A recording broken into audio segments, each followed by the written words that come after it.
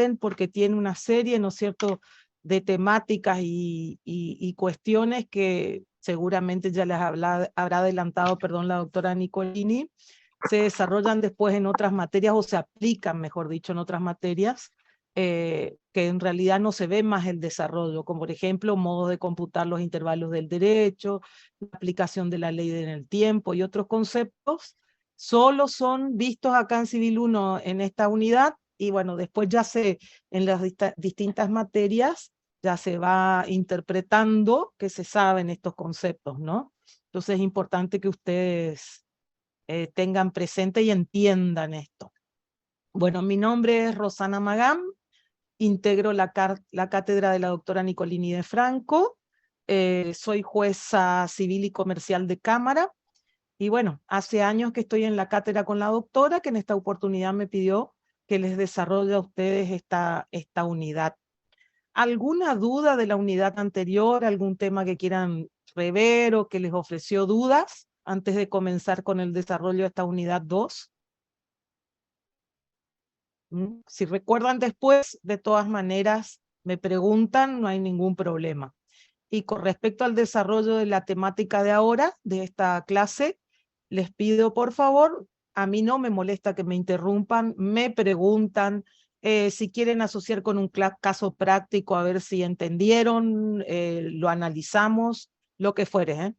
Es más, prefiero que la clase sea, digamos, variada y que ustedes puedan preguntar, sacarse las dudas y demás, no que sea un monólogo en lo posible. Y voy a compartir, no sé cómo hacen ustedes el desarrollo de las clases con la doctora Nicolini, en base a algún Power o algo así, ¿trabajan? Sí, ella nos va poniendo PowerPoint y a su vez nos va explicando. Y también Claro. las dudas que tengamos, Van preguntando. Exactamente. Bueno, y tengan a mano sus códigos, entonces yo también, para hacer más agradable la reunión, les voy a pedir que vayan leyendo algunos artículos.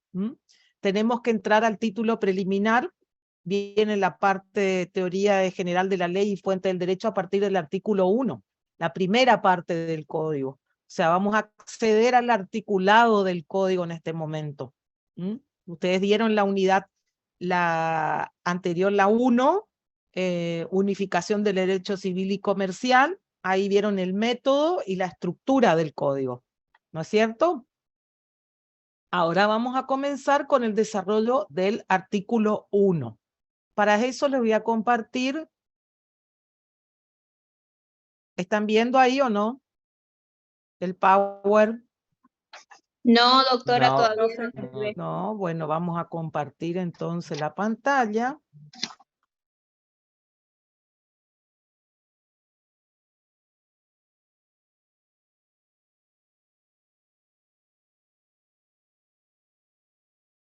Bueno.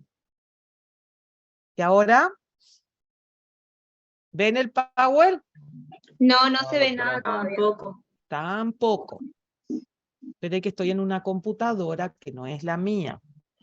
Como no tenía previsto, entonces se hace un poco más difícil. Ahí está.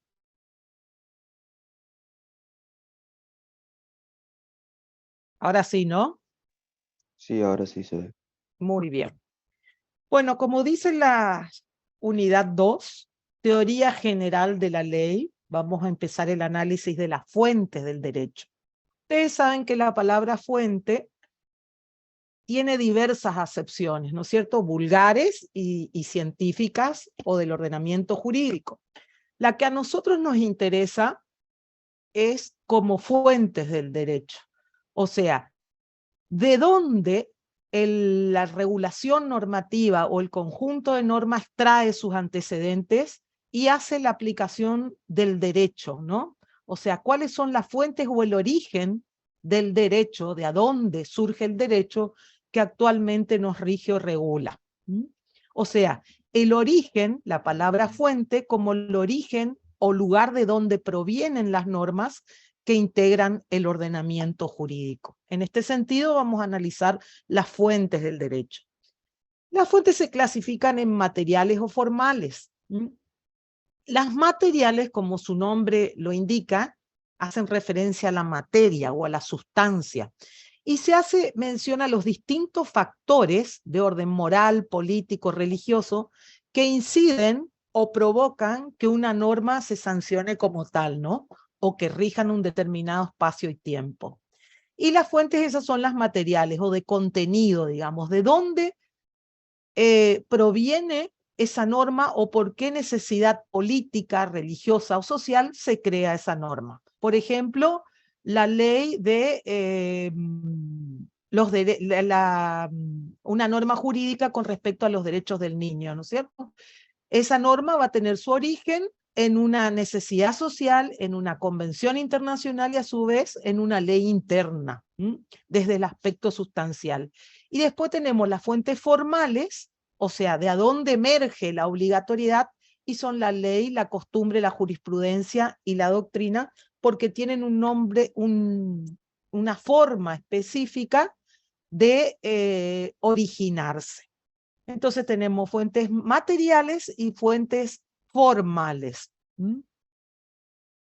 Y el código, en el artículo 1, en su artículo primero, establece una necesidad de una decisión fundada y razonable, dice el código. Cuando un juez debe expedirse respecto de un caso sometido a su juzgamiento, no puede basarse en un solo elemento, digamos, o en solo una norma aislada e interpretar la aplicación de esa norma desde un lugar aislado o no vinculado al restante ordenamiento jurídico o a las restantes fuentes. Por eso hablamos, ¿no es cierto?, de una necesidad de una decisión fundada en una pluralidad de fuentes, o sea, en todas las fuentes o normas que puedan acceder o que puedan utilizarse para el caso o el propio contexto del caso, el juez las debe invocar.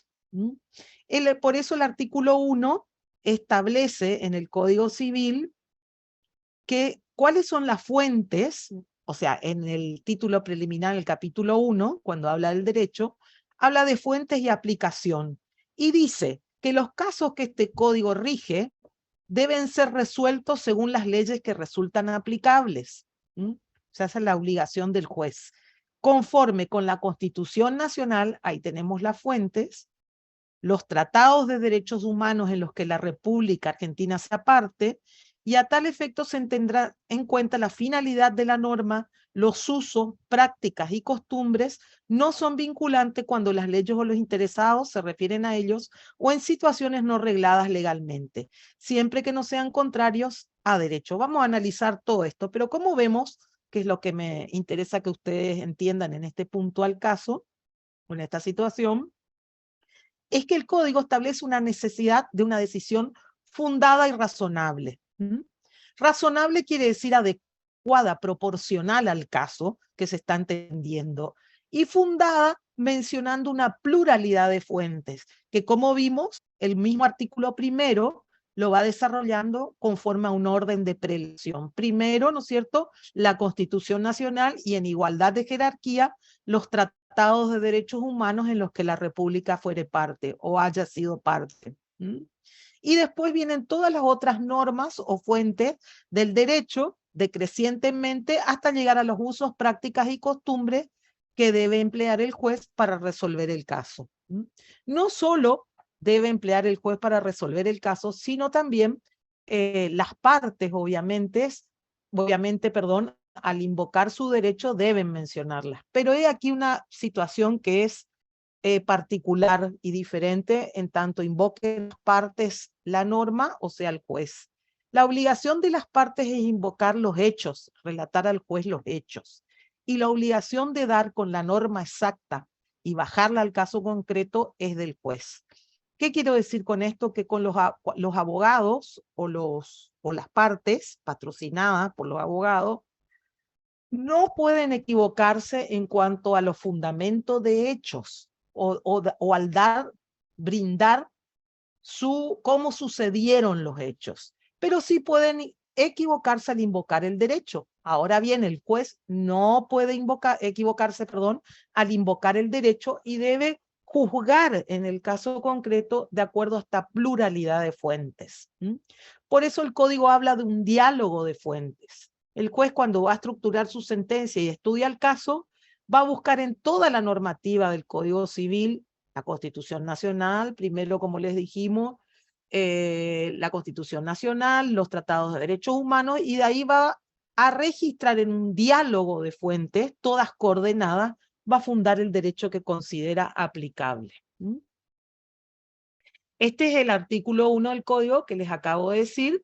Este código rige y deben ser resueltos los casos según las leyes que resulten aplicables conforme, primero, jerárquicamente, la Constitución Nacional y los tratados de derechos humanos, y siempre teniéndose en cuenta la finalidad de la norma o para qué fue creada la norma.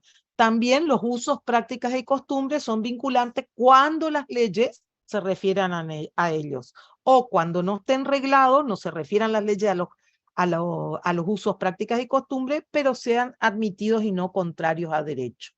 Por eso hablamos de un diálogo de fuentes. Vemos que convergen muchas fuentes. ¿Se entiende esto hasta acá? Sí, profe. Conteste. Bueno, muy bien. Y vamos entonces al concepto de ley, que es la primer fuente en derecho que invocamos como tal. ¿Cuál es el concepto de ley o qué debe entenderse por ley? La ley es una regla de conducta social, humana, obligatoria, establecida por autoridad pública de forma permanente y sancionada por la fuerza. Vamos a ver qué quieren decir cada uno de estos extremos de este concepto. Es una regla de conducta social humana. A eso se refiere la sociabilidad de la ley. Sabemos que las sociedades no pueden regirse haciendo uso de un derecho por mano propia, ¿no es cierto? Sino que el conjunto de habitantes de un país o de una sociedad particular en un tiempo y en un espacio, delegan en manos de las autoridades legislativas la facultad de sancionar las normas de conducta o las normas que van a regir a esa sociedad en ese lugar y en ese tiempo determinados. Por eso decimos que el objetivo de la ley es regular o reglar una conducta social humana, para tenerla por obligatoria o, como en el caso del derecho penal, acá estamos viendo la ley civil, en el caso del derecho penal, para prohibir conductas que sean peligrosas, ¿no es cierto?, o que no sean adecuadas para la convivencia social. Por eso decimos o hablamos del aspecto social de la ley, porque lo que rige en definitiva es una conducta social. Aparte, rige una conducta social de manera obligatoria. Todos los habitantes de la República Argentina, seamos ciudadanos o no, obligatoriamente debemos cumplir con la ley. Realizar los actos que la ley nos requiere o no realizar los actos que la ley nos prohíbe. Por eso hablamos de una obligatoriedad de la ley. Y la ley, aunque se desconozca, se reputa siempre obligatoria. ¿Qué quiere decir esto? Que yo para incumplir la ley no puedo alegar no conocer la ley, porque la ley se basa en un presupuesto jurídico, en una ficción jurídica de que la ley es conocida por todos. Entonces es obligatoria al ser o considerarse conocida por todos. No es potestad del individuo cumplir o no cumplir con la ley, sino que es una obligación su cumplimiento, ya sea, como les dije, realizar actos en materia civil u abstenerse de realizarlos, ¿no es cierto?, en el caso de una norma penal que sea prohibitiva. Esa sociabilidad y esa obligatoriedad contenidas en la ley, para que tengan tales caracteres, debe emanar de una autoridad pública y competente. En nuestro caso, ¿no es cierto?, serían, si fuera una ley nacional, debe emanar de la autoridad o de las ambas cámaras del Congreso. Y si fuere provincial, debe emanar de la legislatura provincial, Cámara de Diputados y de Senadores. También hay otras autoridades competentes públicas que pueden también dictar normas, como ser los decretos y las ordenanzas, los decretos en caso del Poder Ejecutivo y las ordenanzas en el caso de las municipalidades, ¿no es cierto? A su vez, esa ley está sancionada por la fuerza de obligatoriedad, ¿no es cierto? Y por ser una autoridad pública y por tener una coactividad, o sea, la sanción o coactividad en caso de incumplimiento. Por eso ustedes ven que en los proyectos de ley, cuando se sancionan en ambas cámaras, dice, se sancionan con fuerza de ley. Esa fuerza no quiere decir que se emplee la fuerza pública, sino que va a tener fuerza de ley, va a ser obligatoria para la comunidad. Y en caso de incumplimiento, la ley siempre prevé una sanción o coactividad.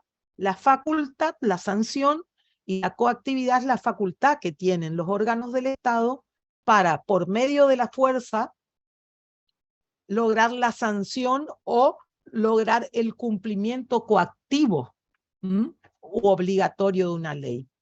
Y por ello tiene en sí también la normatividad, o tiene la característica de normatividad, o sea, la regulación legal con fuerza de ley. Vimos que se puede hablar así como de fuentes, ley en sentido formal y ley en sentido material. Hoy cuando hablábamos de fuentes en sentido material y formal, era el lugar de a donde emergía, ¿no es cierto?, el derecho. Ahora ya vamos a hablar de la ley en sentido formal y material. Y en sentido material podemos decir que la ley es la norma escrita sancionada por autoridad pública y competente de carácter general. Por ejemplo, la Constitución Nacional, los tratados internacionales, las provinciales, el Congreso, las legislaturas, el Ejecutivo, los reglamentos de la Corte Suprema y demás. Y la ley en sentido material es aquella que emerge, ¿no es cierto?, de acuerdo a un procedimiento, en sentido formal, perdón, de acuerdo a un procedimiento específico que se tiene para su creación. O sea, aquella norma emanada de acuerdo a un procedimiento fijo preestablecido en la Constitución Nacional. También encontramos que es importante que ustedes conozcan las leyes imperativas y las leyes supletorias. Esto es importante que distingan porque después cuando veamos la aplicación de la ley en el tiempo, por ejemplo, el Código Civil y Comercial presupone, ¿no es cierto?, el conocimiento de cuando una ley es supletoria, cuando es imperativa. La ley imperativa es aquella que rige de manera obligatoria en un tiempo y lugar y no admite, por su coactividad y su obligatoriedad, como recién dijimos, que las partes se aparten de su cumplimiento. Esas son las leyes imperativas, que son la mayoría de las leyes. Ahora tenemos otras leyes que son de tipo supletoria. ¿Qué quiere decir esto? Que si bien están establecidas, suplen o entran a aplicarse o se aplican solo cuando las partes así lo convienen. Entonces, las imperativas por imperio de la fuerza de la ley, para que asocien el vocablo con el contenido, por imperio de la ley son obligatorias. Y las supletorias son aquellas que van a entrar a jugar siempre y cuando las partes no hayan convenido algo en contra o en reemplazo de lo que dice la ley supletoria. Por ende, las leyes imperativas son siempre obligatorias y las partes no pueden convenir su aplicación o no pueden excusarse para no cumplirlas.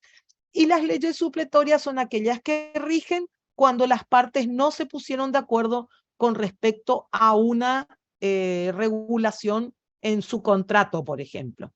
Si no dijimos en un contrato comercial a qué hora, ¿no es cierto?, iban a entregar la mercadería, por ejemplo, vamos a tener como ley supletoria o como supletorio de las partes el uso o costumbre del lugar.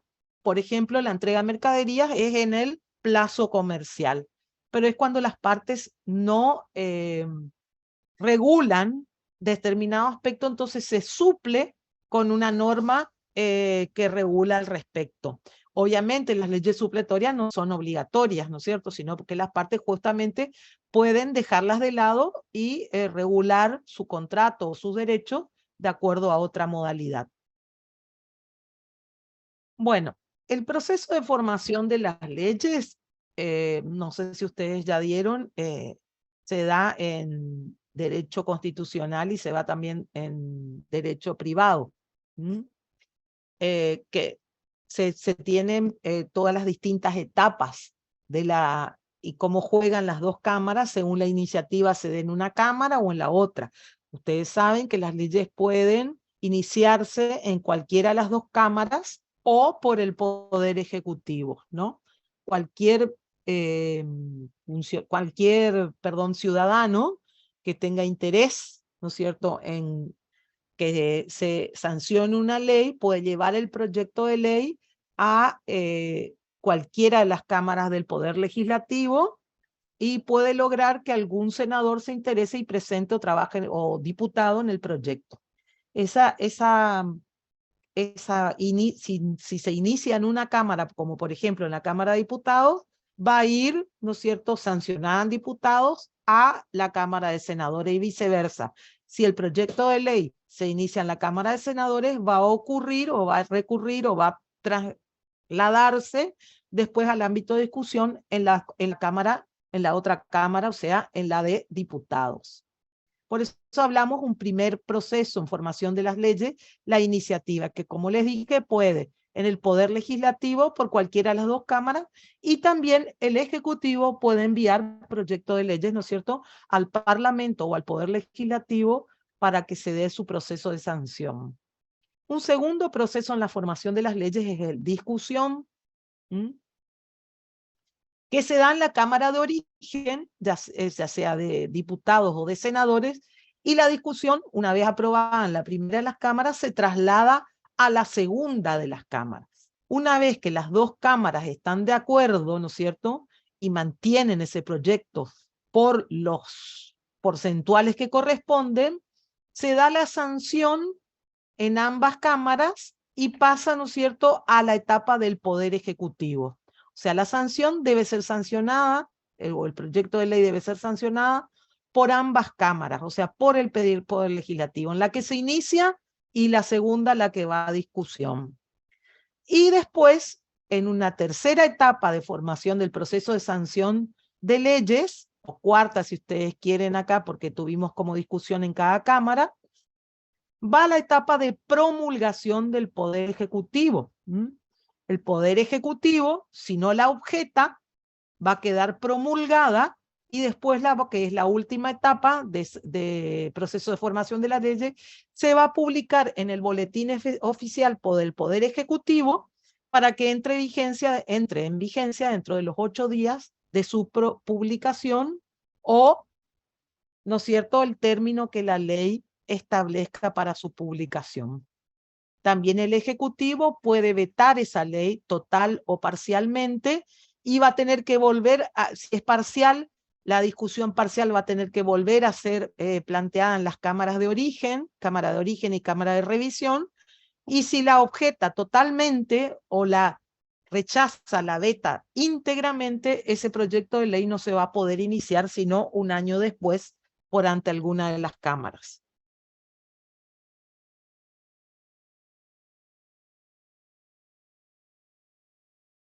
La interpretación, el artículo 2. ¿Cómo debe interpretarse una ley? ¿Alguien me lee, por favor, el artículo 2 del Código Civil y Comercial? ¿Me escuchan? ¿Puedo leer, profe? Por favor, a la primera que habló. Bueno, la ley debe ser interpretada teniendo en cuenta sus palabras, sus finalidades, las leyes análogas, las disposiciones que surgen de los tratados sobre derechos humanos, los principios y los valores jurídicos, Muy de bien. modo coherente con todo el ordenamiento. ¿Cómo se interpreta la ley? Convengamos que la labor interpretativa, afirma toda la jurisprudencia, o cuando hablamos de interpretación estamos hablando de cuando se presenta un caso en tribunales Lo mismo lo van a hacer los abogados de parte y las partes, pero por sobre todo la labor interpretativa es privativa del juez, porque yo les dije que los abogados dan los hechos. Como hay un viejo adagio, denme los hechos, que yo les daré el derecho, ¿no es cierto? El juez da el derecho y las partes someten a su consideración los hechos o la contienda jurídica o la materia litigiosa.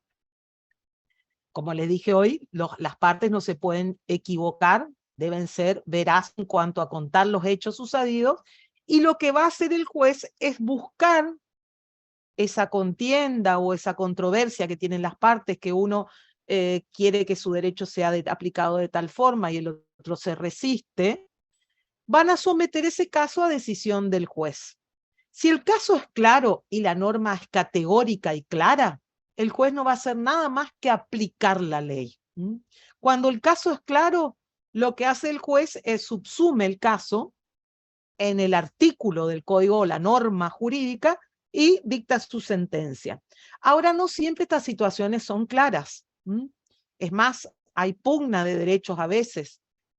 Parece ser cuando uno lee un artículo que hay parte de un artículo que le da razón a una parte, otra parte pareciera ser que hay una norma que no tiene el alcance pretendido por una de las partes, una firma una cosa, la otra firma la otra.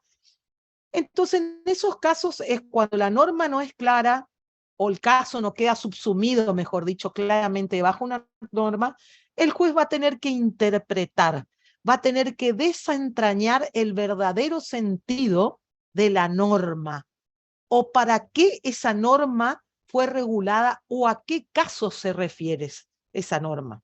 Por eso interpretar la ley es eso, es desentrañar, el verdadero sentido de la ley y aplicarlo al caso concreto, subsumir ese caso bajo la norma que es adecuada para resolverlo. Entonces, ¿qué herramientas nos da el Código Civil? Dice que la ley debe ser interpretada. ¿Cómo yo sé que esta norma debe ser aplicada a este caso concreto? Cuando no es claro que sea así. Y tengo que tener en cuenta, primero sus palabras, o sea, el texto de la ley. Después las finalidades, para qué fue creada esa ley. Si tampoco, analizando las palabras de la ley, así como tampoco la finalidad de la ley, para qué fue creada esa ley, y no puedo desentrañar el verdadero sentido y saber si va o es adecuada a este caso concreto, lo que voy a ir es a leyes, o no tengo, ¿no es cierto?, una norma en este caso concreto. ¿Qué voy a hacer? Voy a ir a los principios o a las leyes análogas, leyes similares. Si así todo, sigo, ¿no es cierto?, sin encontrar la solución al caso, o el juez sigue sin encontrar la solución al caso, va a ir a los tratados sobre derechos humanos, y si aún permanece la situación de incertidumbre, no estoy muy convencida de que es aplicable a este caso, a los principios y valores jurídicos, pero ¿cómo? De manera coherente con todo el ordenamiento jurídico. Como dijimos hoy, con una interpretación integral, de acuerdo a todas las fuentes del derecho. Por ejemplo, tengo un caso de una situación de un niño en que está discutida la tenencia o está discutido el derecho de ese niño a dónde va a permanecer o a cargo de quién va a permanecer.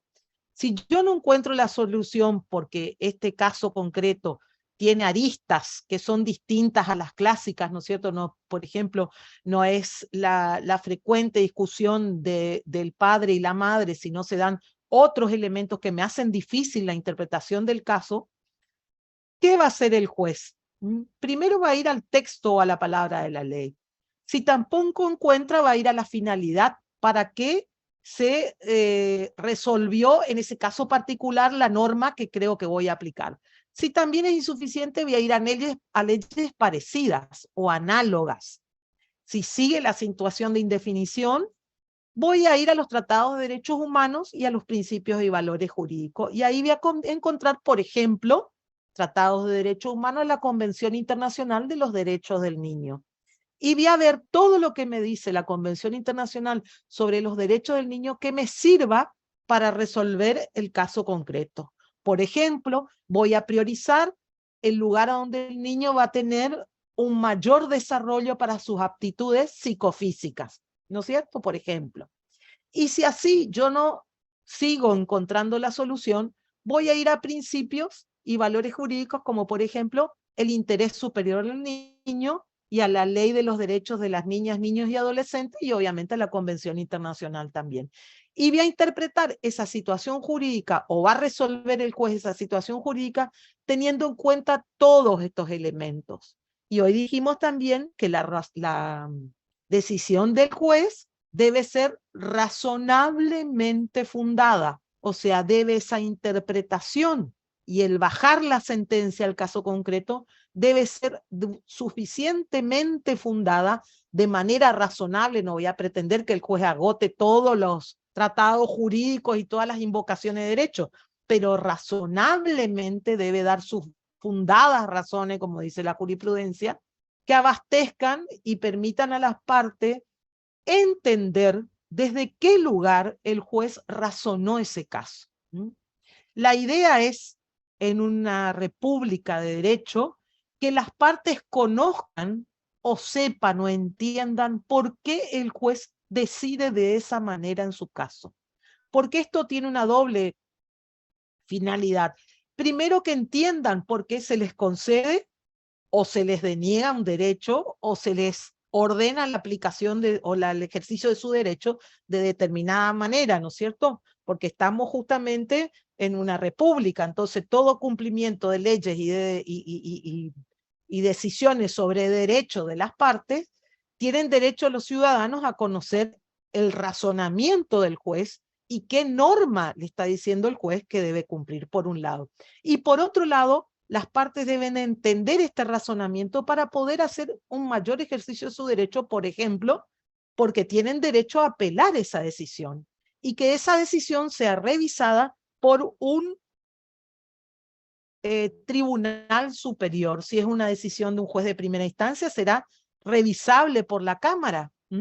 Tener el acceso a esa doble instancia revisora o el derecho a apelar de las leyes. Imagínense ustedes, si no entendemos por qué un juez resolvió de tal o cual manera, un juez arbitrariamente dice esto es blanco o esto es negro, o acá hay que aplicar tal artículo, y no me desarrolla el fundamento por el que cree que en este caso concreto, dada tal y cual su situación, corresponde aplicar esta norma que dice tal cosa y tal otra, y en base a tal y tal circunstancia y tal hecho o tal contrato, yo resuelvo que esto debe ser de determinada manera. Si no doy esas fundadas razones, la parte no va a saber por qué se le está otorgando o cercenando un derecho, o se le está ordenando el cumplimiento, o se está interpretando, ¿no es cierto?, una ley que le es aplicable de esa manera. Y encima, tampoco va a saber la parte de qué agraviarse o de qué quejarse para ir en grado de apelación.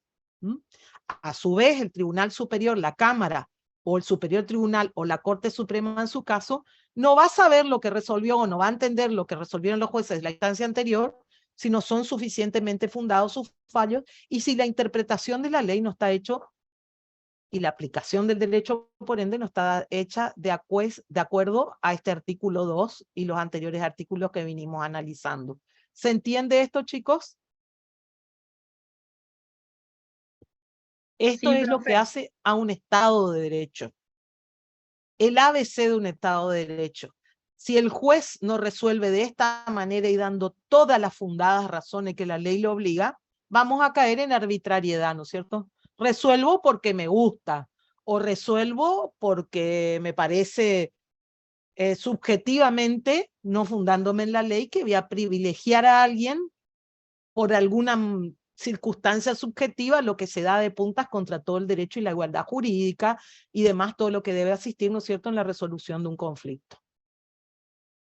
También el artículo 3, estoy siguiendo todos los puntitos del programa, si ustedes analizan, instaura el artículo 3, el deber de resolver el juez. El juez debe resolver los asuntos que sean sometidos a su jurisdicción mediante, otra vez, una decisión razonablemente fundada. Esto quiere decir dando suficientes razones ¿Qué razones y cómo? Artículo 2. Debe razonablemente, ¿por qué habla la ley de razonablemente? Como les dije hoy, no pretendemos que haga un tratado jurídico, pero sí que queden claras las razones y que estas razones sean fundadas por las que dicta sentencia, no porque se le ocurre, no porque subjetivamente le parece, sino haciendo esta aplicación de modo coherente de todo el ordenamiento jurídico. ¿Qué ocurre? El juez civil, a diferencia del juez penal, tiene la obligación de decidir en el conflicto.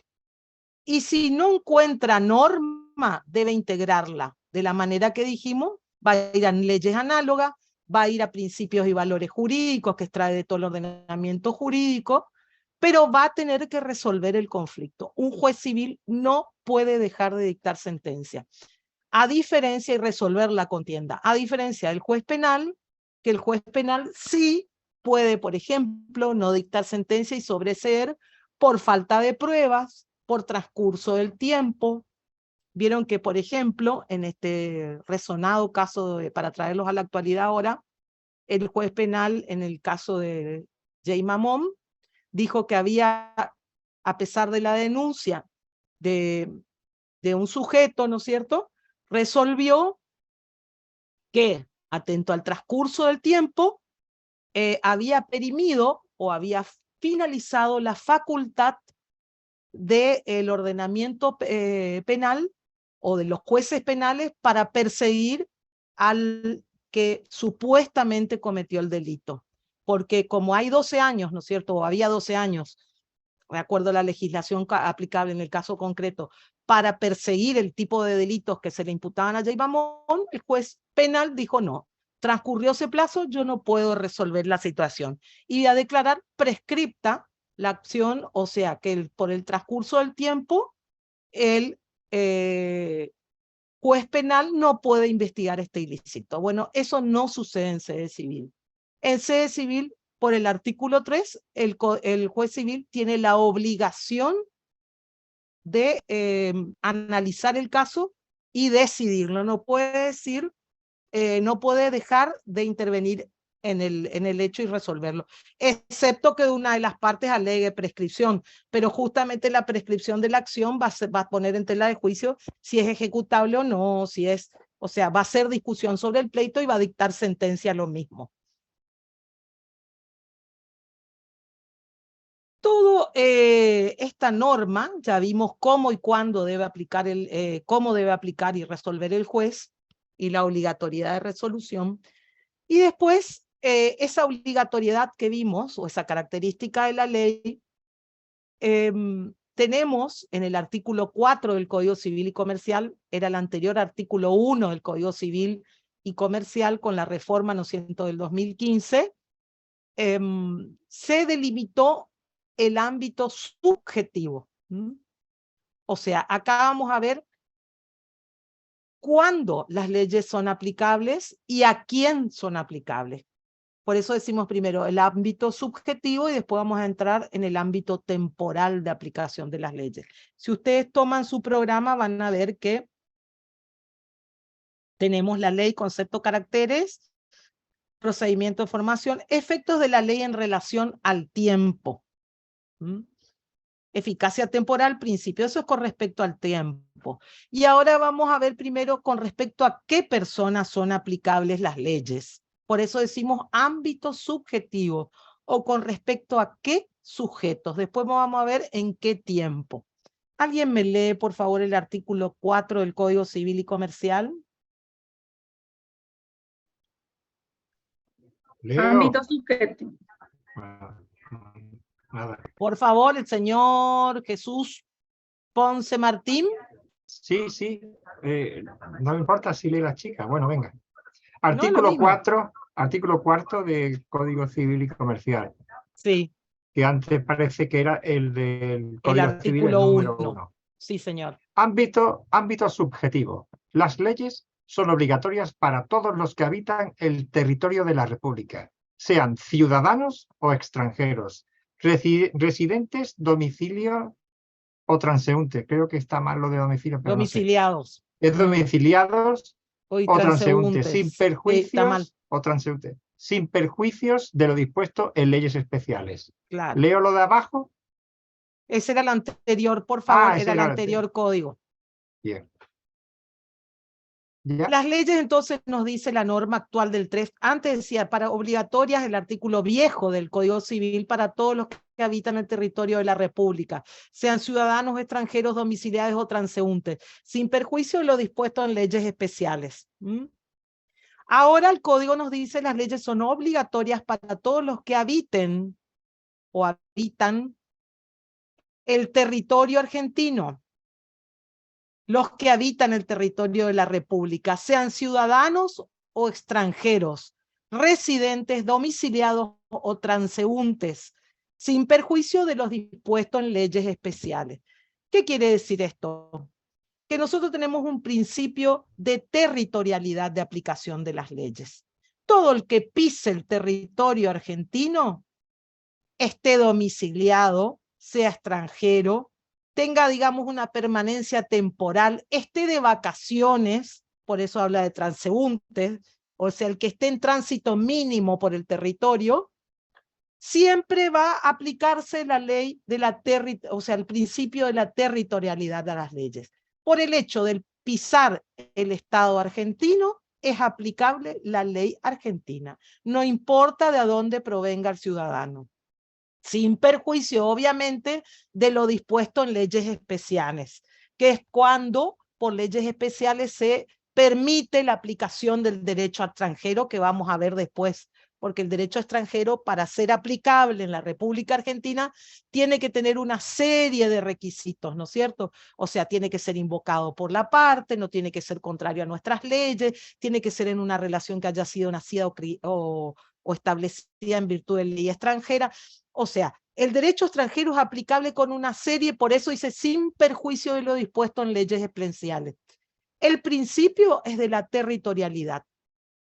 ¿Contra quiénes o a quiénes regulan las leyes argentinas? Las leyes son obligatorias para todo, aunque la ignoren, por el principio de ficción de las leyes, que las leyes se reputan conocidas, siempre, aunque la parte efectivamente no tenga conocimiento de la ley. Por el hecho, ¿no es cierto?, de pisar, como les digo, así se esté en tránsito o de vacaciones, es obligatoria la ley. Principio de territorialidad. Eso es con respecto a la aplicación de la ley, con respecto a los sujetos. Y ahora vamos a ir a la aplicación de la ley en el tiempo. Cuando una ley nace bajo la vigencia de una ley, una relación jurídica o una situación jurídica, dice el Código, nace y muere bajo la vigencia de una ley, no hay mayor problema, ¿no es cierto? Porque como nació esa relación jurídica o esa situación jurídica, la diferencia entre relación jurídica y situación, la situación es de hecho. Se da una situación de hecho cuando, por ejemplo, una persona va manejando o va caminando y le cae una seta en la cabeza. Es una situación que va a tener consecuencias jurídicas, pero no es una relación. Esa persona se halla situada en ese momento y se provoca tal consecuencia o impacto jurídico. Eso es una situación jurídica. Y una relación jurídica, ya hay una coordinación de las partes para regular su derecho. Por ejemplo, un contrato. Un contrato es una relación jurídica. Un cuasidelito es una situación jurídica.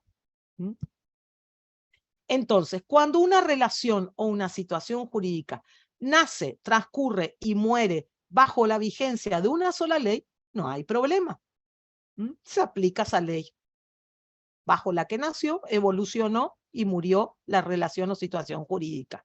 Ahora, ¿qué ocurre? Hay veces que ante una misma situación o relación jurídica se suceden en el tiempo una o más leyes. Por ejemplo, en un contrato de locación, yo firmo un contrato de locación bajo la vigencia de una ley y resulta que cuando a los 3 meses de alquileres sobreviene otra ley.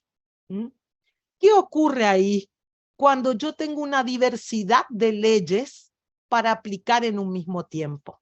El Código Civil nos da pautas que debemos aprender, porque esta aplicación de la ley del tiempo se va a dar en lo civil, en lo comercial, en lo laboral y con sus bemoles en lo penal. No tan así, pero en principio, que ya vamos a ver. ¿Cuál es el objetivo de que ustedes sepan la aplicación de la ley en el tiempo?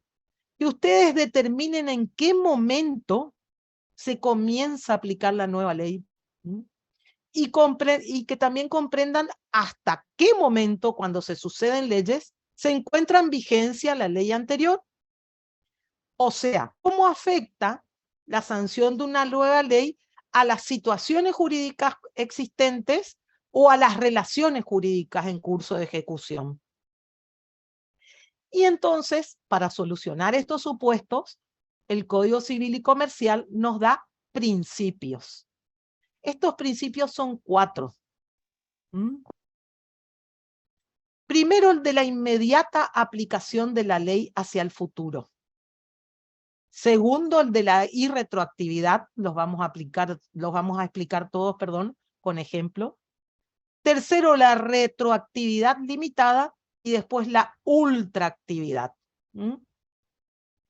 El principio de aplicación inmediata de la ley. Les adelanto unos conceptos, después vamos a ver cada uno en especial.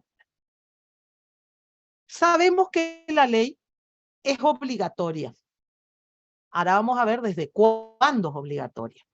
El artículo que vimos, que les mencioné, dice la ley es obligatoria desde vimos todo el procedimiento de sanción, promulgación, y después vimos de vigencia de la ley. ¿Cuándo comenzará la vigencia de la ley? La ley comenzará su vigencia después de los 8 días de su publicación en el boletín oficial. O cuando diga la ley que se hace. O cuando la ley especifique a partir de cuándo. Caso nuestro fue la reforma del Código Civil en el 2015 que dispuso una aplicación diferida, se llama la ley. No a los 8 días en que comenzó su aplicación, sino después de un tiempo que la misma ley previó. Entonces, la aplicación inmediata a la ley refiere a que una ley es inmediatamente aplicable, inclusive a las situaciones jurídicas vigentes, desde los 8 días de su publicación en el boletín oficial o desde el término que la ley establezca. Ahí, a los 8 días o desde el tiempo que la ley me diga, el 23 de abril, por ejemplo, a partir de ese día, al día siguiente posterior, comienza la aplicación de la ley. Efectivamente, 8 días o desde la fecha que la ley mencione. Eso se refiere al principio de aplicación inmediata. Inmediatamente publicada o desde la fecha que la ley designe, los 8 días o la fecha que la ley designe, va a cortar las relaciones jurídicas existentes y va a comenzarse a aplicar desde ahí. Otro principio, la irretroactividad de la ley, es de acá, desde su aplicación inmediata a lo futuro. Nunca puede ir para atrás. Nunca esa ley me puede regular o alterar situaciones que ya estaban reguladas por otra ley. Es irretroactiva la ley, no puede ir para atrás. Es inmediata, es de acá para adelante.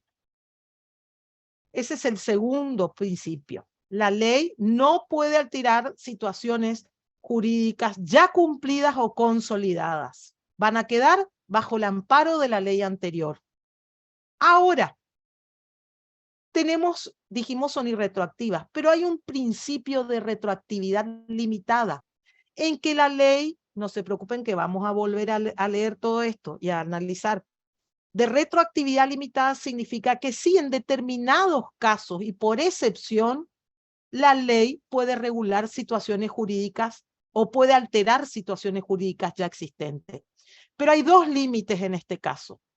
Primero, que expresamente la ley disponga que su aplicación va a ser retroactiva. Va a ir para atrás o va a afectar situaciones jurídicas existentes. Y segundo, cuando no vulnere un derecho amparado constitucionalmente. Por ejemplo, Retroactividad limitada, o sea, en determinados se puede ir retroactivamente a su aplicación.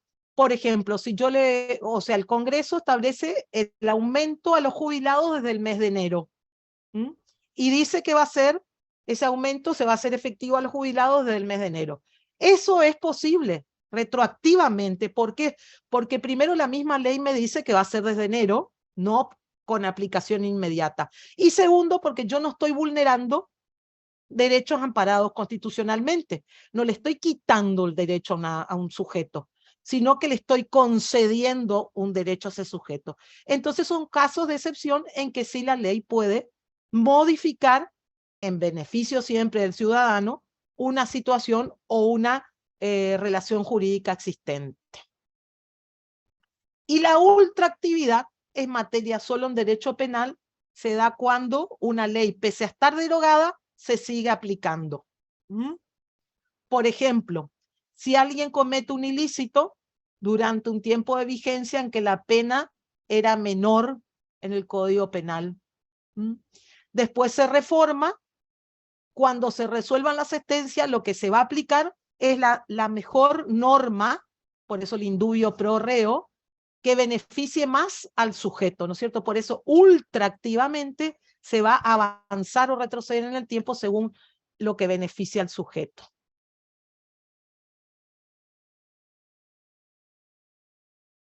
La primera parte del Código Civil viejo, digamos, del Código Civil, en su artículo 3, ya había sido reformado en el 56 por la 17711, pero conserva nuestra normativa actual de eficacia temporal de la ley, es el artículo 7, reformado, con la reforma, perdón.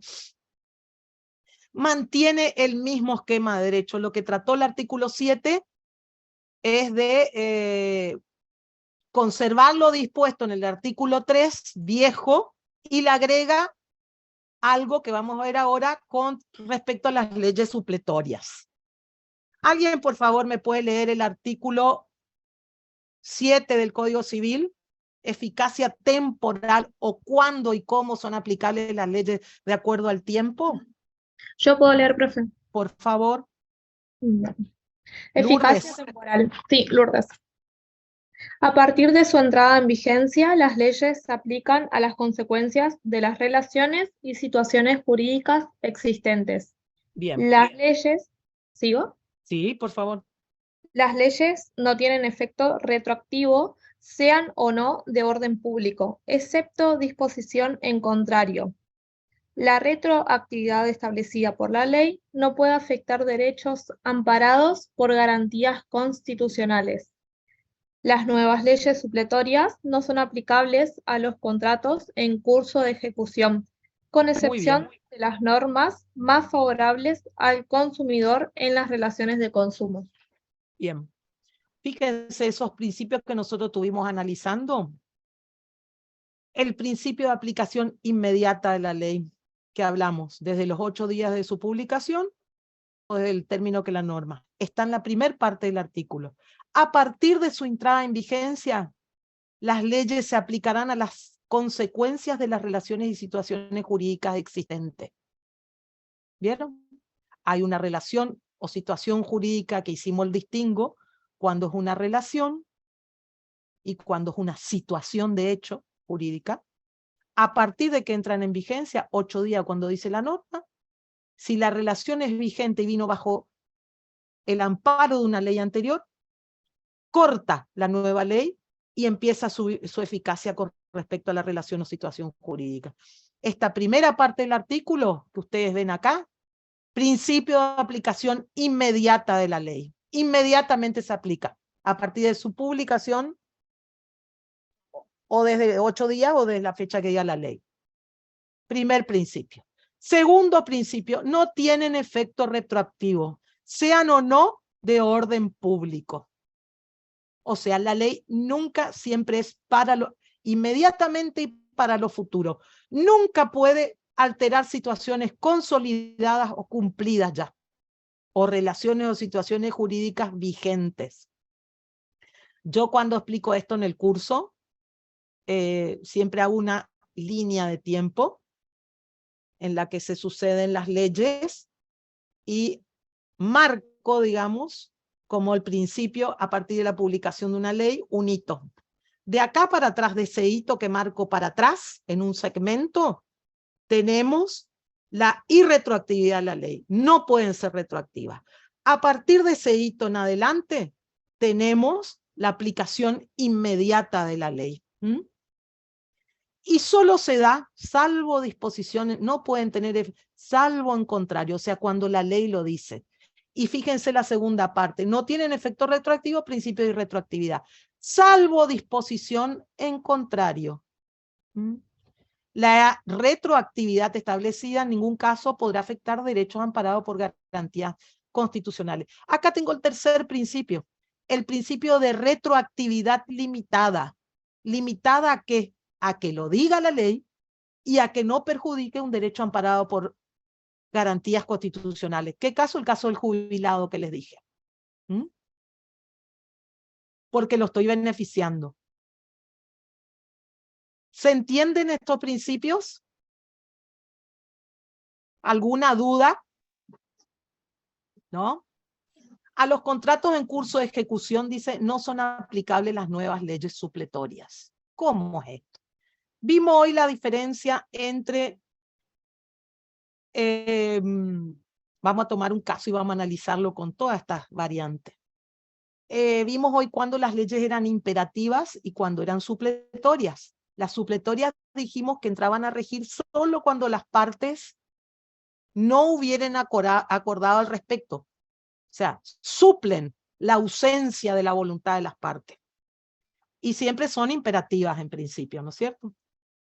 Por ejemplo, tengo un contrato de locación, de alquiler de un inmueble. ¿Saben ustedes que hay un proyecto de reforma para ser tratado en el Congreso con respecto a la nueva ley de alquileres? O sea, hay un proyecto de ley. ¿Qué ocurre si yo el año pasado firmé un contrato bajo la vieja ley que se extendiera, como me decía la vieja ley, o la ley vigente en este momento, perdón, no es vieja ley, es ley vigente, que las locaciones debían tener un término, las locaciones de inmuebles, ¿no es cierto? Para uso de vivienda debían tener un término de 3 años. ¿Qué ocurre si ahora en el Congreso me modifican ese plazo de la ley y me dicen, no, 3 años es mucho?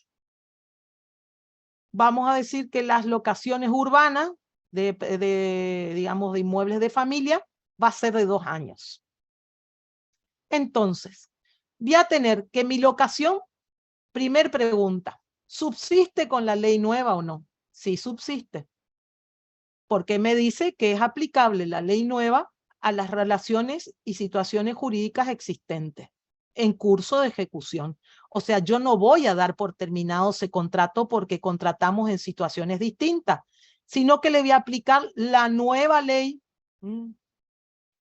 Y en vez de tener una duración de 3 años, va a tener una duración a partir de ahora, de la formulación del contrato, de 2 años. Segunda cuestión, me dice que los alquileres van a tener un mínimo, esta nueva ley, de tantos pesos. Voy a aplicar, pero a partir de el alquiler del mes en curso en que se publica la ley. No voy a pretender que se reformule lo que se cobró por alquiler desde la primera, desde el primer pago mensual, sino se va a modificar de ahora en adelante. Principio de aplicación inmediata. Y no voy a poder alterar todos los pagos hechos con anterioridad. O sea que ahí va a haber un derecho adquirido. No puedo ir para atrás en la aplicación de la ley con el nuevo arancel que tiene. Lo que se cumplió, se cumplió. Es irretroactiva. Excepto que esa nueva ley cree una categoría más beneficiosa y lo diga expresamente y no digamos, vulnere derechos constitucionales. Entonces, en ese caso, sí, va a ser difícil porque acá yo tengo 2 partes. un propietario y un inquilino. Entonces eso va a ser muy difícil. Pero les traigo a colación el caso por las dudas que salga alguna situación que beneficie a los dos, supongamos, a los dos amparados por la nueva norma. Y ahora esta última partecita. Si las partes, por ejemplo, no dijeron a dónde se pagaba el alquiler, si en la casa del inquilino o del propietario, y hay una norma, yo puedo alterar a voluntad de parte que se pague en una inmobiliaria, en la casa de un inquilino, que se entregue. Las partes de libre voluntad pueden pactar a dónde pagar los alquileres, por ejemplo. Porque esa no es una ley imperativa en cuanto al lugar de pago, el resto sí, del alquiler. Entonces, si las partes no pactaron a dónde se va a pagar, yo voy a tener supletoriamente la norma del Código Civil que dice que si las partes no pactaron a dónde se paga, se va a aplicar, ¿no es cierto?, en el domicilio del acreedor, o sea, del propietario del inmueble se va a pagar el alquiler del 1 al 10, todo lo que hayan convenido. Quiere decir que si por la nueva ley de alquileres, esa parte es supletoria, solo rige este artículo que les digo cuando las partes no acordaron el lugar de pago. Pero si esta nueva ley de alquileres establece algo con respecto al lugar de pago, no va a ser aplicable a los contratos que ya están en curso de ejecución. ¿Por qué no va a ser aplicable?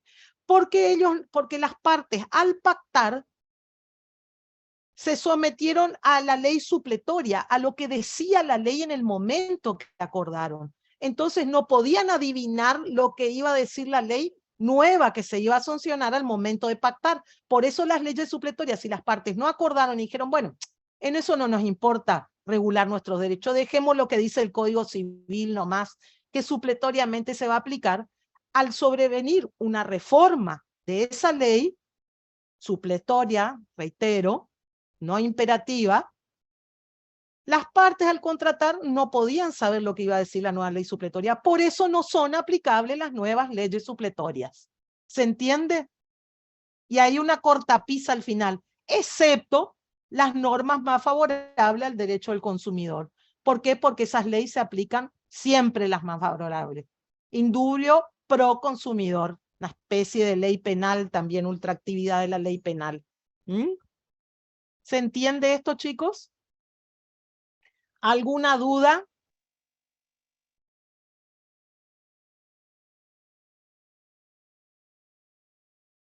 Entonces, repasando, la doctrina en relación con la eficacia de las normas señala 3 supuestos. Ultraactividad se predica, que ya les dije, es solo para derechos del consumidor, para derechos penales, cuando hay una protección especial del derecho con respecto a un sector, también en materia de derecho laboral a veces, pero ahí hay la ley no trata de igual a las partes y va en protección de una parte. El reo, el que está bajo un proceso penal, el empleado en el derecho laboral o el consumidor. Esa es la ultraactividad. Se predica cuando se le atribuye vigencia sobre hechos acaecidos tras su caducidad o derogación. Las leyes se aplican solo para los hechos posteriores, principio de aplicación inmediata, a su entrada en vigencia. El principio general es la ultraactividad diferida. Retroactividad consiste en la aplicación, que es nuestro principio, de la norma jurídica a supuestos de hecho, actos, relaciones jurídicas o situaciones existentes con anterioridad al inicio de su vigencia formal. La retroactividad establecida por la ley en ningún caso podrá afectar derechos amparados por garantías constitucionales. O sea, nuestra ley es irretroactiva, prohíbe la aplicación retroactiva. Y tenemos retroactividad, pero dijimos que una retroactividad limitada, cuando la ley lo disponga y no vulnere derechos amparados por garantías constitucionales. Y sí, nuestro principio, el de la irretroactividad, consiste en el principio jurídico que rechaza el efecto retroactivo de las leyes, o que altere situaciones consumadas, cumplidas, Las leyes disponen para lo futuro, no tienen efecto retroactivo ni pueden alterar los derechos ya adquiridos. Se basa todo en el principio de seguridad jurídica, la aplicación de la ley en el tiempo.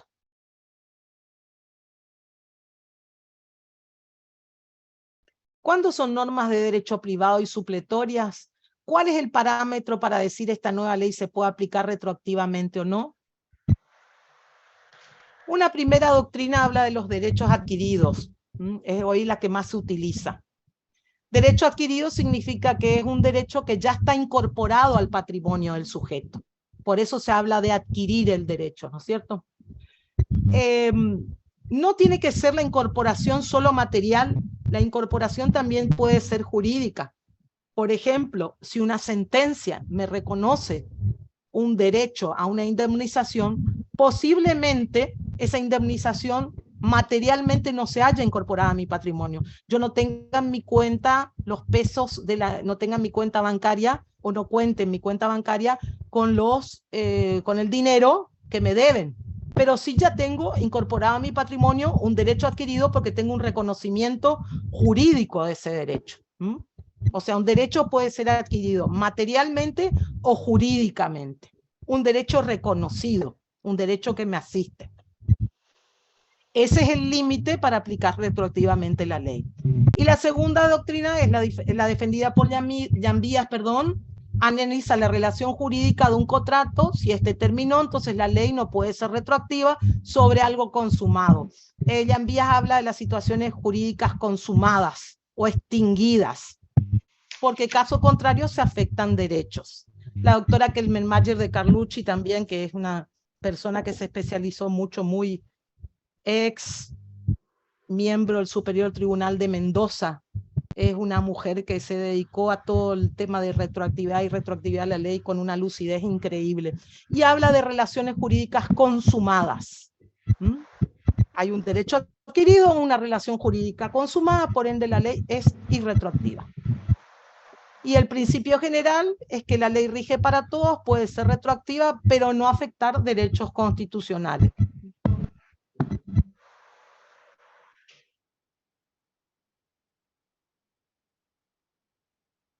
Hasta acá lo que tiene que ver con la aplicación de los efectos de la ley en relación al tiempo.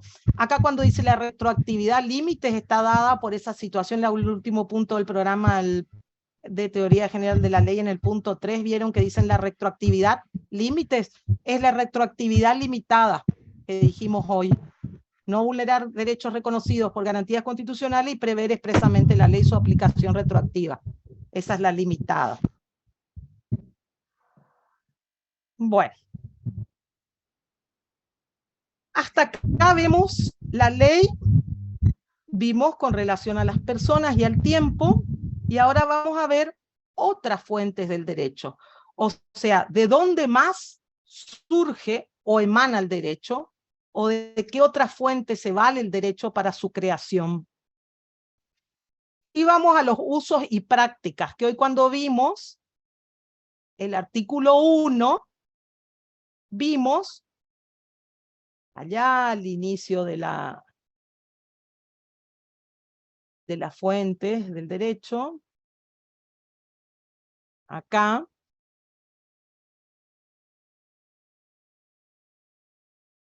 fuentes, aplicación. Fíjense que como estamos analizando fuente, primero fuimos a los casos que este código rige, los casos que este código rige deben ser resueltos según las leyes que resulten aplicables conforme.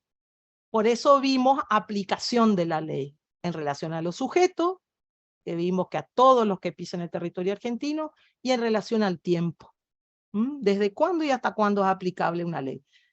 Conforme la Constitución Nacional, los tratados de derechos humanos en los que la República sea parte, a tal efecto se tendrá en cuenta la finalidad de la norma. Los usos, prácticas y costumbres, y acá vamos a otra fuente que no es la ley ni la Constitución, sino los usos, prácticas y costumbres, que dice el artículo 1, son vinculantes cuando las leyes o los interesados se refieran a ellos o en situaciones no regladas legalmente, siempre que no sean contrarias a derecho. O sea, estos son los presupuestos en que ya no hablamos como fuente del derecho o qué se va a usar para resolver un caso. Ya no hablamos de ley, constitución, código, sino que un caso se va a resolver por los usos, prácticas y costumbres. Y van a ser vinculantes cuando las leyes hagan una remisión que diga, el caso tal se resolverá de acuerdo a los usos, prácticas y costumbres, muy usado en el derecho comercial, porque el derecho comercial tiene como base usos, prácticas y costumbres.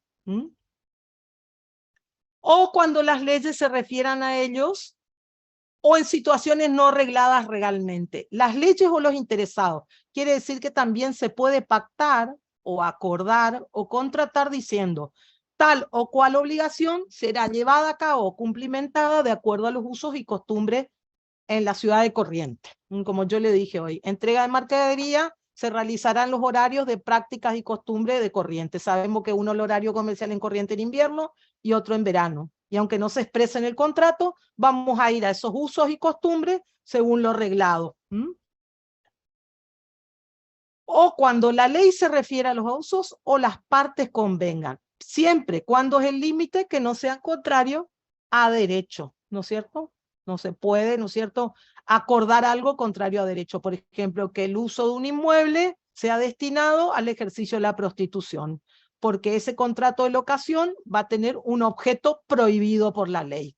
Entonces el límite es que no sea contrario a derecho. Se puede acordar lo que se quiera, pero nunca contrario a derecho. Entonces, retomemos los usos y costumbres. Por esto que dijimos que va a ser aplicable cuando las leyes reenvíen a los usos de costumbre, va a ser una ley supletoria de la voluntad de las partes o cuando las partes remitan a esta expresamente. Por eso constituye una fuente del derecho cuando los interesados se refieren a ellas. Y el límite, como acabamos de mencionar, es que no deben ser contrarias al derecho vigente. Y ahí distinguimos. La doctrina distingue los usos y costumbres, propter rem, contra legem y secundum legem, perdón. Propter rem es paralela a la ley, permite su aplicación. La contra legem o en contra de la ley está prohibida. Y la secundum legem está autorizada, que es la según la ley o cuando la ley autoriza esa aplicación, ¿no es cierto? Hace un reenvío. Vamos a otra fuente del derecho. Cuando el juez no puede resolver invocando una norma categórica, una ley, tampoco encuentra su solución, ¿no es cierto?, en los principios generales del derecho y demás, entonces puede ir subsidiariamente a la jurisprudencia. ¿Qué quiere decir jurisprudencia? Jurisprudentia quiere decir o expresa con un latinazgo, decir justicia. Es lo que dijeron en una cantidad reconocida determinados fallos en igual sentido. No porque haya una sentencia va a ser jurisprudencia. Tiene que ser un conjunto de pronunciamientos, de sentencias o de fallos de los jueces de cualquier fuero como acto jurisdiccional. O sea, un conjunto de sentencias que resuelve un tipo de conflictos, de manera permanente en igual sentido. Ante un vacío legal, los jueces reiteradamente dicen que en defecto de norma se debe entender tal o cual situación jurídica y se debe juzgar de esta manera. Tiene que ser un conjunto reiterado de fallos, ya le digo, no puede ser una sentencia aislada, y tiene que ser siempre mantenido en el tiempo para que pueda constituir jurisprudencia. Sabemos que la sentencia tiene dos partes. La primera, que es la racionalidad, los considerando, que bastantea o reproduce todos los antecedentes del caso. los considerando. Cuando un juez dice, he recibido tu expediente, que el actor reclama tal cosa, tal otra, te está considerando todo eso. Los antecedentes del caso. A esa demanda le contesta fulano diciendo tal cosa y tal cosa.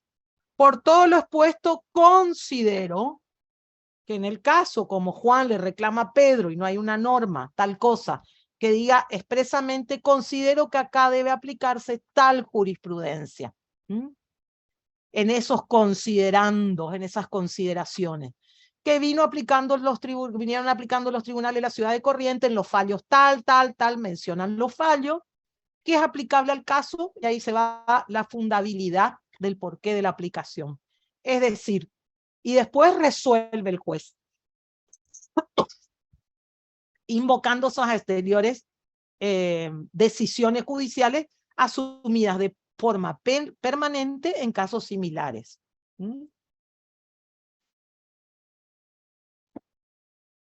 La jurisprudencia no es obligatoria, pero hay un deber moral de los jueces de seguir la moral, porque por nuestro sistema federal todos los jueces tienen la autonomía para llegar a sus decisiones.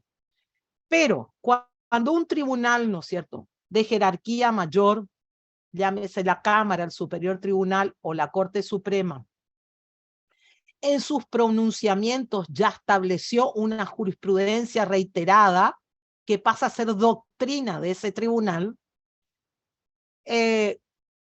surge la obligatoriedad no formal, sino moral de acatamiento de esos fallos.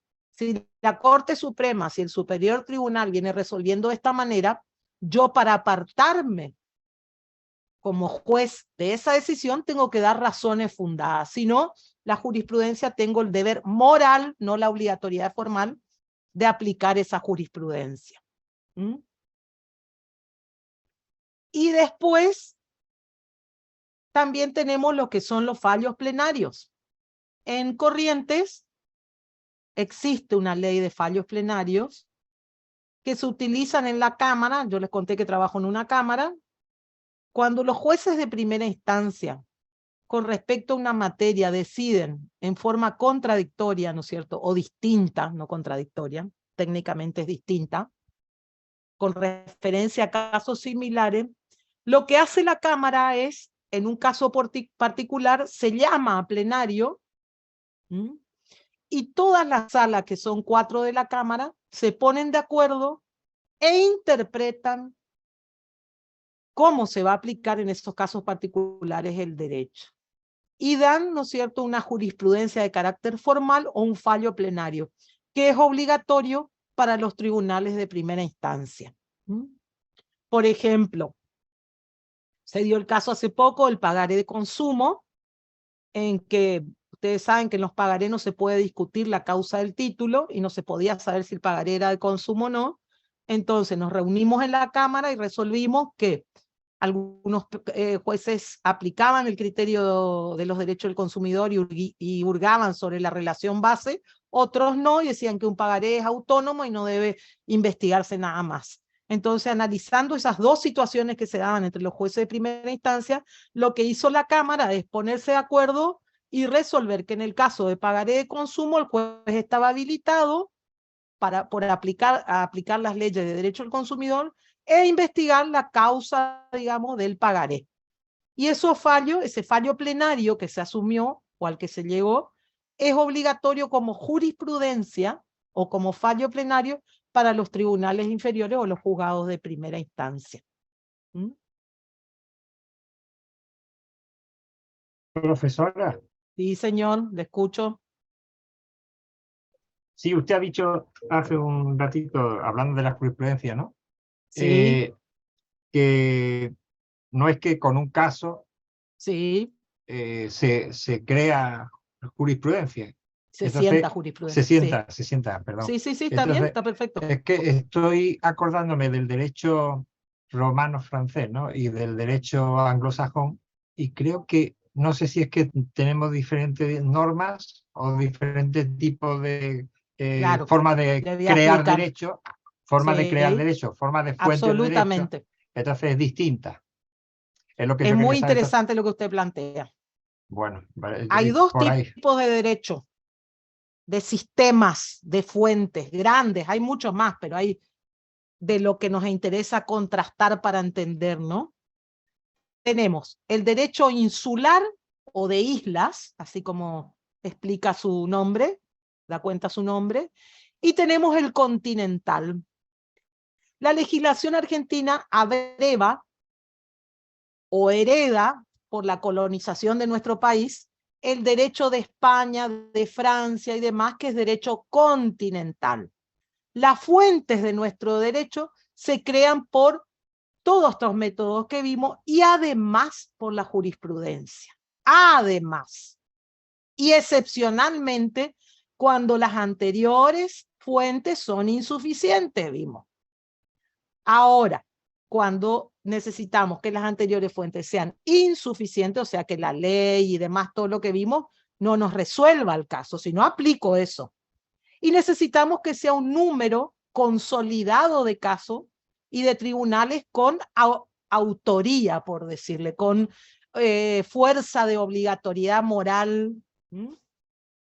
¿Qué significa esto? Que si un juez aislado interpreta de determinada fuente, es su opinión, nunca vamos a poder invocar eso como jurisprudencia.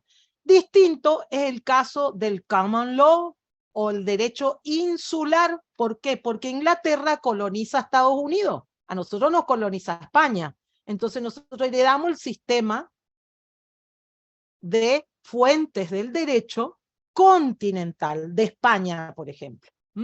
Y tenemos estos sistemas de creación del derecho. En cambio, Estados Unidos, conquistado o colonizado por Inglaterra, hereda el sistema del common law o de casos. Basta que un caso modifique el anterior, por eso, para que se modifique la jurisprudencia de los tribunales. Es la antítesis de lo nuestro. Por eso esta divergencia. Son dos sistemas de fuente del derecho que justamente son los dos sistemas vigentes más conocidos, digamos. Nosotros tenemos el sistema continental como España. Muchas gracias, profesora, No, por nada.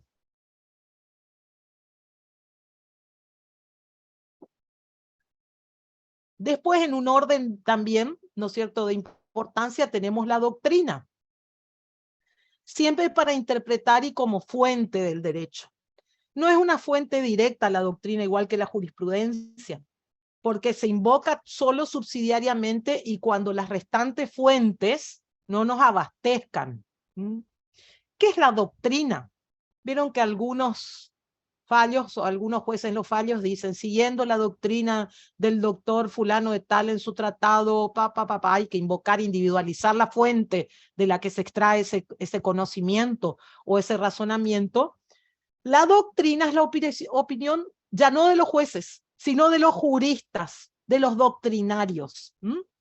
Cuando se sienta doctrina, ¿no es cierto? Hay una serie, un sinnúmero de autores de renombre. Acá nuevamente tenemos, no es la interpretación que haga un autor aislado, sino, ¿no es cierto?, toda una corriente doctrinaria están de acuerdo en interpretar que ante tal situación, o que cuando la ley dice quiso como tener como fin tal o cual cuestión y que debe interpretarse en los casos de esta manera y demás. Cuando ese común de juristas sienta doctrina, lo que se llaman doctrina, por eso hablamos de la doctrina siempre mayoritaria y de la minoritaria, generalmente. Y siempre los fallos, o por lo general, se adhiere, en caso de insuficiencia de las otras fuentes, a la que aconseja la doctrina mayoritaria o a la minoritaria, pero dando fundadas razones de por qué me aparto en el caso concreto de esa interpretación. Entonces, es la opinión de los juristas cuando se sienta doctrina. Y esta juega el mismo papel en la justicia como la opinión pública en la política. Genera normas, o genera en el caso no normas, sino fuente de derecho. También es cierto que la doctrina termina o puede terminar generando leyes o modificación de leyes. Cuando esas leyes, receptando opiniones doctrinarias, se transforman, ¿no es cierto?, en un proyecto de ley y van al cuerpo legislativo. También son fuente de derecho indirecta de ese modo, ¿no es cierto? No solo por la invocación del juez, sino por la reforma que se provoca también en la legislación. ¿Qué pasa con la doctrina? Tiene un poder de convicción para que se dictamine o se resuelva de una determinada forma. La doctrina es la expresión de la ciencia jurídica por antonomasia, o sea, por excelencia, integrada por desarrollos, opiniones, debates, investigaciones, congresos también. Ustedes vieron que priman en los congresos las postulaciones que llevan o las disertaciones que llevan los reconocidos juristas y se debaten, bueno, esas opiniones, debates, investigaciones que se vuelcan en libros, en conferencias, en congresos, pueden tener una finalidad normativa y normalmente es didáctica o es científica. Y cuando un juez, ¿no es cierto?, o alguien que va también puede ser presentar un proyecto de ley como fuente del derecho, recepta o toma esa opinión científica porque justamente estamos hablando de científicos analizando el derecho, ¿no es cierto? Una opinión más que calificada.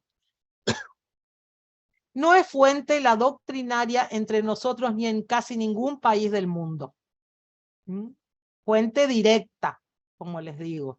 Se debe desarrollar con el transcurso del tiempo, las dedicaciones e investigaciones docentes y científicas para poder enriquecer el pensamiento jurídico argentino.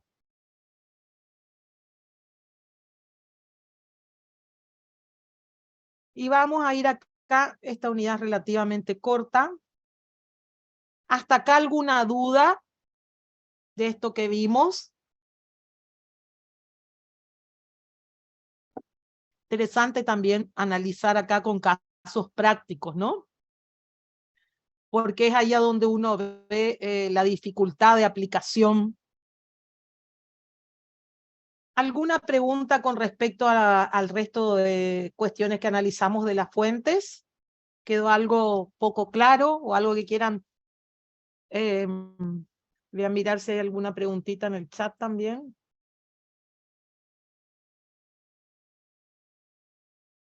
Plantéenme lo que quieran, no hay ningún problema. Ahora o cuando terminamos la unidad es lo mismo.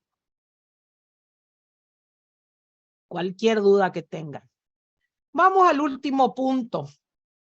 A modos de contar los intervalos del derecho.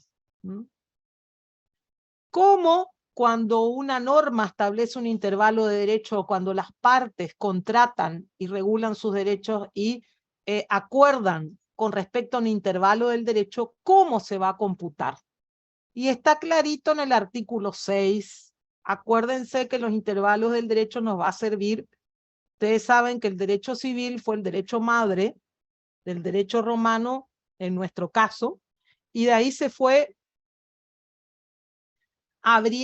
abriendo todas las ramas de especialización del derecho. Por ende, toda esta parte genérica, común de la ley, de las fuentes y de los modos de contar los intervalos de derecho, más allá de los ajustes que en cada rama del derecho tengan en especial, justamente dado por la especialidad, esto es genérico y sirve para todas las restantes materias de derecho. Alguien, por favor, que me lea el artículo 6 del Código Civil y Comercial unificado. Le digo. Por favor. Bien. Artículo 6. Modo de contar los intervalos del derecho. Sí. El modo de contar los intervalos del derecho es el siguiente. Día es el intervalo que corre de medianoche a medianoche. En los plazos fijados en días, a contar de uno determinado, queda este excluido del cómputo, el cual debe empezar al siguiente.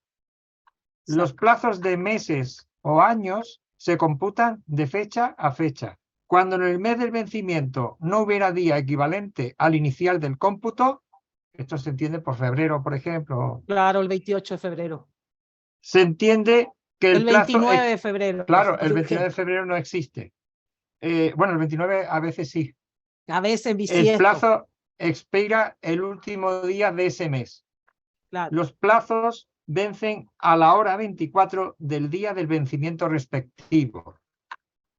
el cómputo civil de los plazos es de días completos y continuos y no se excluyen los días inhábiles o no laborables.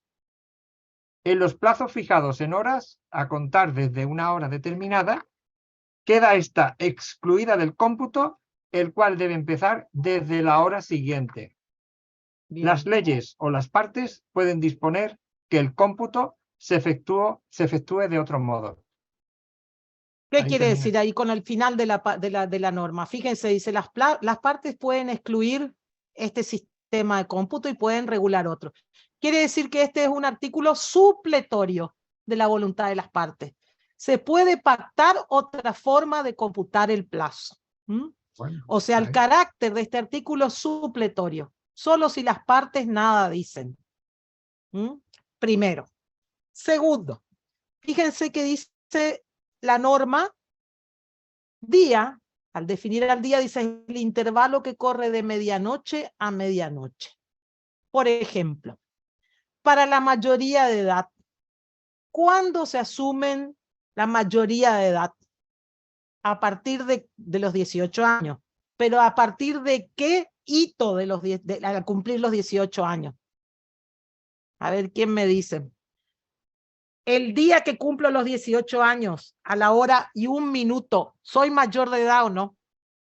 Doctora, el Sí, día sí. siguiente puede ser el día siguiente a la fecha de cumpleaños.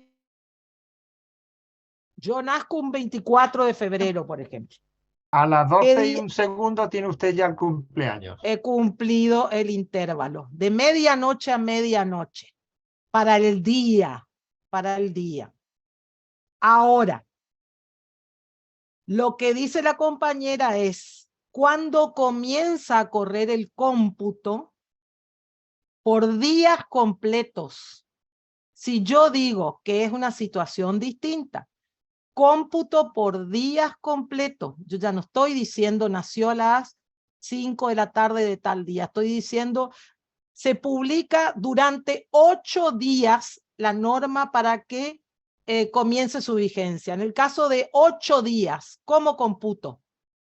Si está publicada hoy en el boletín oficial, ¿el día de hoy cuenta? No, cuenta el día siguiente. No, A partir de cuenta la el noche. día siguiente hábil, porque ahí el cómputo no es de día o de horas, ahí el cómputo es días completos, y dice el Código Civil, y continuos. ¿Qué significa continuo? Que no le resto sábado y domingo ni inhábil. Van todos corridos, completos y continuos. No me importa que sea el 24 de diciembre, el 31 o que sean las 3 de la mañana. Guarda, porque esto es para la legislación de fondo. Para el Código Civil, los días son continuos. ¿Por qué? Porque esto se establece para los contratos, para el cómputo de las leyes. Distinto es el caso si yo estoy hablando de procedimiento, porque para los códigos de procedimiento yo tengo que computar días hábiles, porque en los códigos de procedimiento necesito que tribunales esté funcionando. Entonces, en el caso de cómputo procesal de procedimiento del expediente, los días son hábiles. Código de fondo, los días son continuos. Tengo 8 días de su publicación. No me importa que sea sábado y domingo. ¿Estamos? Después, el vencimiento del plazo a la hora 24 del día del vencimiento recíproco. Esto es fácil. Y meses o años se computan desde la fecha a la fecha, excepto, como dijo el compañero, que tenga un mes. Yo en un año bisiesto, por ejemplo, pacté un 29 de febrero. El año que, digo, a un año, el año que viene no voy a encontrar el 29 de febrero, ¿ya? Porque mi mes va a terminar un 28 de febrero, en cuyo caso va a vencer el último día hábil de ese mes. Y recuerden siempre, esto es modo de contar los intervalos del derecho para el derecho de fondo. Código Civil. Los derechos de los procesos de procedimiento son distintos. No se confundan porque, ¿sí? ¿Escucho? Sí, profesora. Por ejemplo, vamos a suponer que es un mes y estamos a 30 de noviembre. Exacto. El Sí. 31 de diciembre sería el otro, porque es final de mes, ¿no? Claro. El último día. Sí. No es el 30, no es el 30 de diciembre, entonces, el 31. Es el 31. Y a su vez, si no lo tienes, para atrás. El último día del mes. ¿Eh? Muy bien. ¿Algo más que quieran? Esto es simple, así es. Y el carácter de las normas, vamos de nuevo, son supletorias, siempre que las partes no acuerden algo distinto. ¿Mm? Suple la voluntad de las partes si nada dijeron. No es imperativo esto. Bueno, creo que con esto es suficiente para el desarrollo de la unidad. Hicimos seguido porque es más corta. Pero, ¿quieren preguntarme algo? Voy a dejar de compartir y de grabar.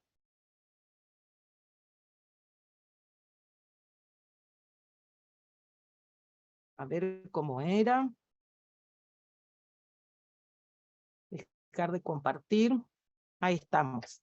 ¿Alguna pregunta, chicos, o algo que quieran repasar? La próxima clase ya van a estar con la doctora Nicolini. Así que, curso numeroso. ¿Cuántos son? 51 veo participando. Son muchísimos. Bueno, ¿alguna preguntita? ¿Algo que quieran saber? Una Nada. consulta, profesora. ¿Cómo? ¿Sí? El código de matriculación nos tenían que dar, no nos dieron todavía. ¿Eso van a tener matriculación en el curso? Eso van a tener que consultar en la parte administrativa. ¿Código para acceder al aula virtual, me dicen? ¿Sí? Sí. Yo tengo el mío, pero es de otro curso. Porque ahí yo cuelgo todos los PowerPoint y demás, ¿vieron? La doctora Nicolini creo que hace lo mismo, pero eso le van a tener que dar en la parte de informática, creería. La parte administrativa. Creo. Bueno, ¿Alguna gracias. otra cuestión? La El bibliografía. PowerPoint de esta clase, ¿Cómo? Te escucho con el eco. PowerPoint de esta clase. Si lo pueden tener. Es de la doctora Nicolini este Power, ¿eh? Le voy a decir que sí, seguramente les va a proporcionar. Yo Bueno. desarrollé la clase con el Power de ella, no con el mío. Justamente para mantener más o menos el desarrollo de los temas, ¿vieron? Que no haya nada distinto. Gracias. Bueno, chicos, entonces un gusto. Y bueno, a su disposición, me transmiten con la doctora Nicolini lo que necesiten. Y bueno, seguramente nos veremos en otra oportunidad. Doctora, Bueno, una consultita antes que Sí. se vaya.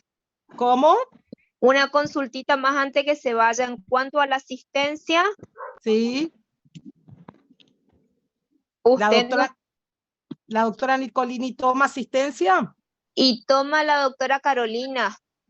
Ajá. De todas maneras, yo grabé la clase.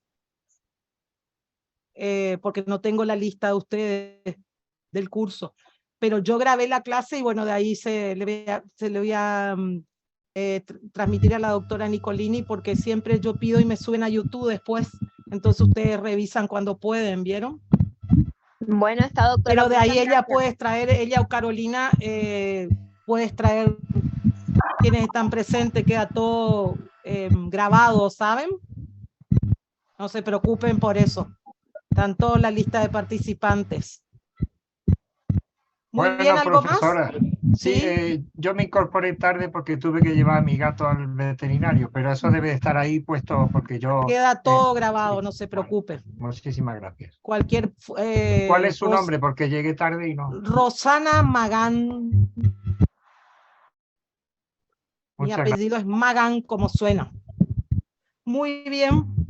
Muchísimas gracias y espero nos veamos en otra oportunidad. bueno, Hasta doctora, luego. Hasta luego. Listo, doctora. Hasta luego. Un gusto. Hasta luego, doctora. Gracias.